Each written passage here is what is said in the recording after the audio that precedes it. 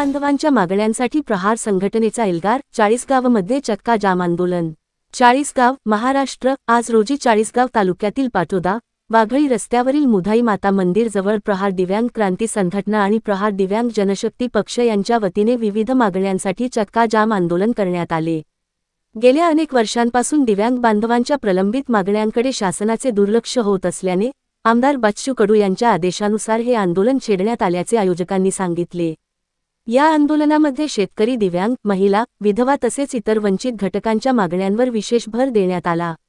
आंदोलकांनी प्रामुख्याने दिव्यांगांना मिळणाऱ्या मानधनात भरीव वाढ करण्याची मागणी केली. यापूर्वी बच्चू कडू यांच्या प्रयत्नांमुळे दिव्यांगांचे मानधन 1500 रुपयांवरून 2500 रुपये, 1000 रुपये वाढ करण्यात आले होते, अशी घोषणा मुख्यमंत्र्यांनी केली होती. मात्र 2500 रुपये मानधन हे उदरनिर्वाहासाठी पुरेसे नसल्याने ते 6000 रुपये प्रति महिना करण्याची मागणी या आंदोलनादरम्यान जोरकसपणे करण्यात आली. याआधीही दिव्यांगांच्या मानधनाच्या मागणीसाठी आळंदी येथे मेळावा आणि रायगड येथे अन्नत्याग आंदोलन करण्यात आले होते. अनेक ठिकाणी झालेल्या आंदोलनानंतर मुख्यमंत्र्यांनी 1000 रुपये मानधन वाढ करण्याची घोषणा केली असली तरी ही वाढ अपुरी असल्याने आमदार बच्चू कडू यांनी हा लढा कायम ठेवला आहे, असे आंदोलकांनी सांगितले.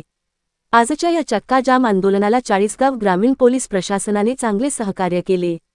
आंदोलकांनी पोलिसांचे आभार मानले. हे आंदोलन यशस्वी करण्यासाठी चाळीसगाव तालुक्यातील जिल्हाध्यक्ष दीपक पाटील, प्रहार जनशक्ती पक्षाचे तालुकाध्यक्ष योगेश शिवराम पाटील, प्रहार दिव्यांग संघटना तालुकाध्यक्ष नीलकंठ साबणे, शहराध्यक्ष जितेंद्र पांडे, दिव्यांग रिक्षा युनियन अध्यक्ष राहुल अहिरे, अजबराव पाटील, छाया सूर्यवंशी, सचिव दत्तू जाधव, देवराम रावते व इतर दिव्यांग बांधव, शेतकरी मोठ्या संख्येने उपस्थित होते.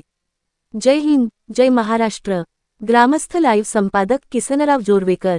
बातमीसाठी संपर्क महेंद्र सूर्यवंशी व बबलू अहिरे, चाळीसगाव.